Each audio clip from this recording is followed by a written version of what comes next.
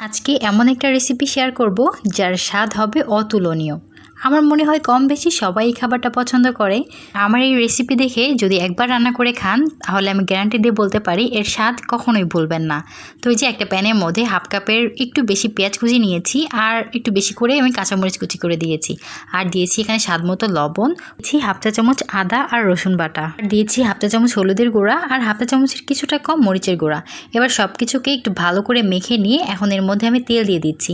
তেলের পরিমাণটা এই রান্নার মধ্যে একটু বেশি দিতে হয়, তাহলে কিন্তু খেতে মজা লাগে। তো এই তেলটা দিয়ে আমি এই মশলার সাথে আবারও খুব ভালো করে মেখে নিয়ে এখন এর মধ্যে এখানে 1 কাপের মতো আলু আর খুশি আমি ছোটো ছোটো করে কেটে দিয়ে দিয়েছি। আর এখন আমি দিয়ে দিচ্ছি এই যে এটা হচ্ছে গুঁড়া মাছ। এই মাছটাকে আমি ভালো করে কেটে পরিষ্কার করে ধুয়ে নিয়েছি। তো 1 কাপের মতো দিয়েছি আর কি।